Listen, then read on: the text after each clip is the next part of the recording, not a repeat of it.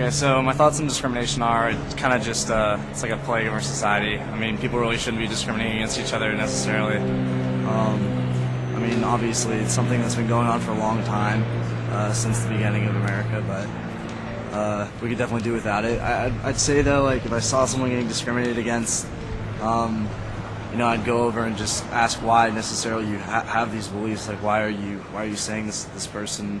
Why do you feel this way? It's not necessarily something that needs to be said, or it's just kind of just hurtful thoughts. They're not conducive, I guess. So it's something that could easily not be said, easily be removed. It's just hateful thoughts. It's like if you don't have something good to say, just keep it to yourself. Drunk driving. What do I think about it? Stupid. What should be done? Kill them all. I'm just kidding. Personally, I think everyone should know their limit. And granted, the point, that's different for everyone, I guess. But you definitely shouldn't be driving and drinking at the same time. And what would you do if like a friend was drunk at a party and tried to drink?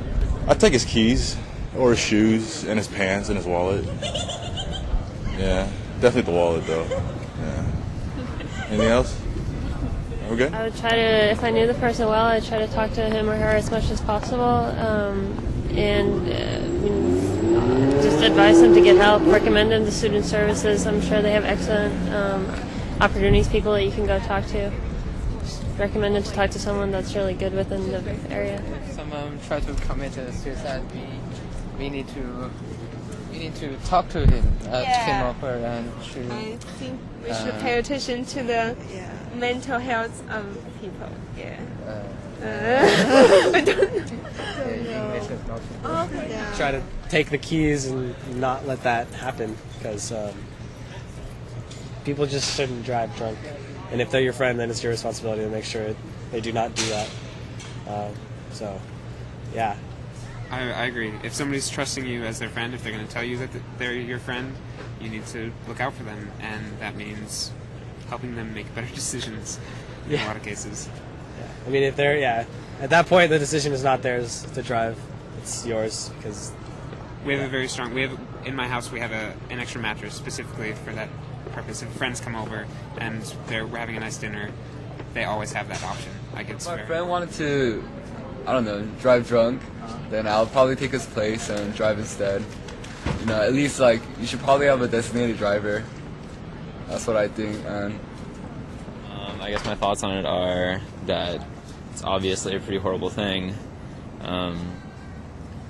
In general, it's sort of like at parties or anything like that, if people are going to party, driving to a party, they need to be a designated driver or have someone else designated driver for them. And if I had a friend who was thinking about driving drunk, I would either just take their keys and not let them go anywhere, or I would just, if I was sober, drive them instead. Okay. What I think about suicide, it's up to the person, in my opinion. But I personally would keep living, just because the people around me would be affected if I would have to just commit suicide. I don't know what else to say. What would you do if a friend came to you with a problem and said they were thinking about it? In every problem, I feel like there's always a good side. With every bad, there's a good aspect of things.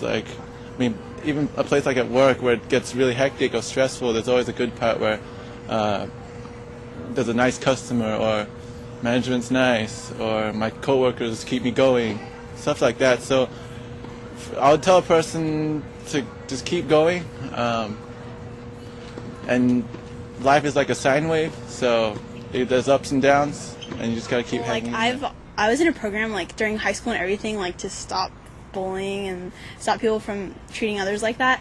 So I would probably intervene and try and help the people that they were discriminating against, or tell other people to leave them alone, and try to explain to them or ask them why they would do that. That's what I'd probably do. Because, I guess I'm one of the discriminators, in the sense that I like to joke a lot, but people know that I'm kidding. But when it gets too far, then I'll bring it up and say that it's not cool. because there's a fine line between cultural like differences versus like just plain up discrimination, and I think we have the discernment to know which one.